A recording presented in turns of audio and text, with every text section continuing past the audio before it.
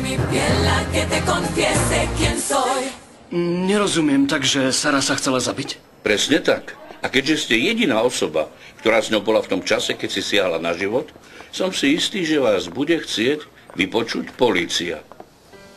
Ale ja som s ňou pred chvíľou hovorila, bola v poriadku. Bola v poriadku? Áno. A nebola rozrušená? Nie, hnevala sa, lebo sme sa pohádali, ale nemyslím si, že by to urobila preto. To nie je možné. Je mi to ľúto, senior.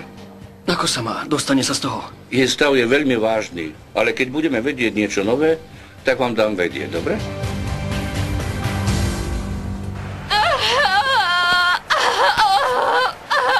Čino, chcem svojho lekára! Chcem svojho lekára! Užiteľné! Pokoj sa! Už čoskoro budeme na klinike, len čo naskočí toto prekliaté auto! Čino! Ja nechcem, aby sa moje dieťa narodilo uprostred ulice, prosím ťa! Nie, senora, teraz netlačte. Ja naozaj... Teraz netlačte. Nie, nehovorte mi, aby som netlačila! Vy neviete, aké to je oči! Nie, 112 nie, políciu nie! Ale ona potrebuje sanitku! Nie, tá senora už začína rodiť, nemáme čas, pomôž mi. Chcem, aby jej bolo na sedadle pohodlne. Kamila, prosím. Nie. Potrebujem, aby si doniesla teplú vodu. Uterák, nožnice a alkohol. Rýchlo. Senora, budete musieť rodiť tu. Nie. A ty mi pomôžeš. Si predsa otec, nie? Ja študujem medicínu. Počula si tomu pýta.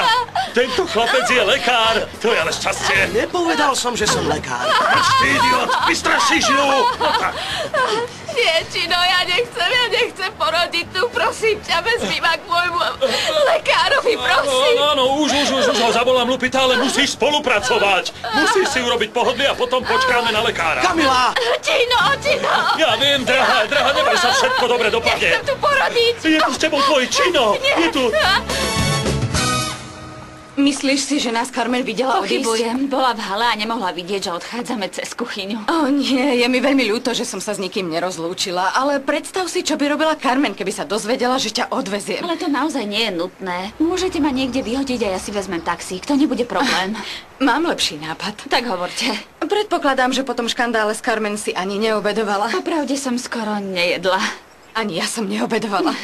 Takže ti navrhujem, poďme spolu niekam, kde si trochu oddychneme, dáme si niečo dobré a pritom sa porozprávame. Čo povieš? Neviem, vlastne...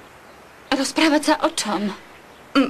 O Adrianite, o tebe, o mne. Si pestunka môjho krsňaťa. Je normálne, že ťa chcem lepšie spoznať. Hanna, neboj sa. Som na tvojej strane. Ďakujem pekne. Ale ja naozaj nechcem obedovať, pretože... Daniel sa večer vráti z Atlanty a chce, aby sme išli na večeru a pohovorili si o... Ja vlastne ani neviem o čom. Asi o tom, čo sa dnes stalo. To je zvláštne. Mi o vlk za dverami. To je Daniel. Ahoj, Daniel, ako sa máš? Zlé. Stalo sa niečo veľmi vážne a potrebujem tvoju pomoc. Sara sa chcela zabiť.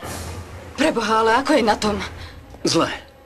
Hovoril som s lekármi a povedali, že urobia všetko, čo je v ich silách. Ja vošiel som do jej izby a našiel som ju tam polomrtvú. Neviem, zdá sa, že berie veľa tabletiek a... Jediné, o čo ťa žiadam, je, aby si zatiaľ nič nepovedala Ernestovi a Carmen.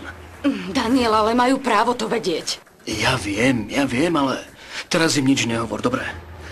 Aspoň kým nepríde lekár a nepovie mi, či je niečo nové. A navyše chce so mnou hovoriť polícia. Nie, nemôžeš hovoriť s políciou. S políciou? Čo sa stalo? Daniel, počul si ma? Nesmieš hovoriť s políciou. Mám problém však. Netráp sa, určite to budú iba rutinné otázky. Hlavne si zapamätaj, že ak to nebudú rutinné otázky, Daniel, neodpovedaj na ne, dobre? Ak budeš mať pocit, že sú kompromitujúce, povedz, že počkáš na právnika. Ale ja tu nemám právnika. Len pokoj, niekoho ti tam pošlem, aby sa ťa ujal, kým prídem ja. Priletím tam prvým lietadlom. Hneď ako odveziem Anu domov. Anna je s tebou? Dáš mi ju, prosím ťa. Áno.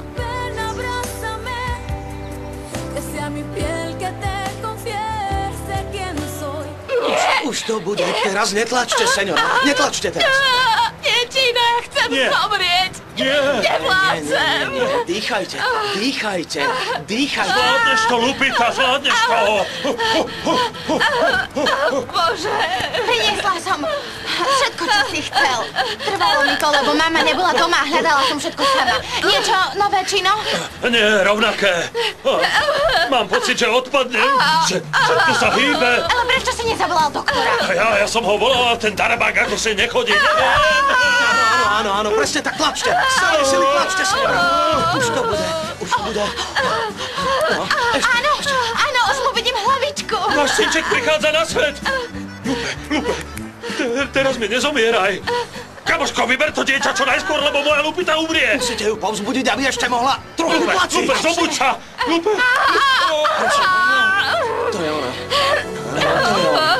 Už to bude, už. Áno.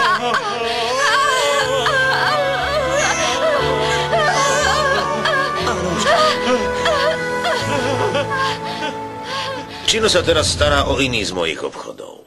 Takže s tebou budem obchodovať ja. Toto je iba malý preddavok. Keď mi privedieš Analiu, dostaneš dvojnásobok. Spoľahnite sa, senior Montana. Sľubujem, že vám tú ženu privediem. Ja viem, Tuerto. Viem, že sa môžem na teba spoľahnúť a že zbožňuješ svoju prácu. Ale zdôrazňujem ti, nechcem, aby si sa čo i len dotkol Analie. Nechcem, aby si jej skrivil čo i len vlások. Chcem ju krásnu, aká je. Dobre? Týmto sa netrápte. Váš rozkaz splním do bodky. Vašu samičku budem strážiť ako poklad. Výborne. Ale mám pre teba ešte jednu úlohu. Chcem vedieť, kto je ten chlap, ktorý ju chráni. Prečo ju predo mnou schoval? Prečo? Niekto ma chce vyhodiť z obchodu a cítim, že vietor fúka z tamtej strany.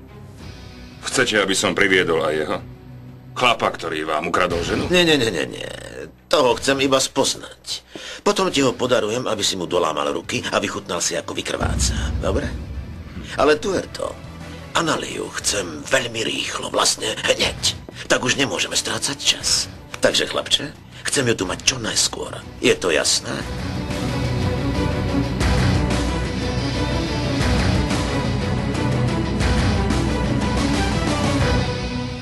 Už som na ceste domov. Izabel ma chcela odviesť. Veľmi rád by som s tebou šiel na večeru a porozprával sa. Ale vyskytol sa tu veľmi vážny problém a musím zostať v Atlante. Ale ty si v poriadku však? Áno, ja som v poriadku. Sara je na tom veľmi zle. Je v nemocnici. A nechcem ju tu nechať samú. To je mi ľúto. Dúfam, že to dobre dopadne. Áno, a ja.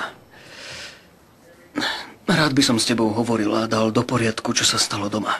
Nie, kvôli tomu sa netráp. Myslím si, že pre všetkých bude najlepšie, keď sa už nevrátim. Nie, toto nerob. Ja nechcem, aby si zmizla z nášho života. Nechcem, aby si nechala Adri samú. Pretože ťa potrebujem. Som tu. Ja viem, že sa ešte dosť nepoznáme, ale prosím ťa, aby si mi verila. Anna, ja... Čo? Povedz. Nechcem ťa stratiť. Ale to sa nestane.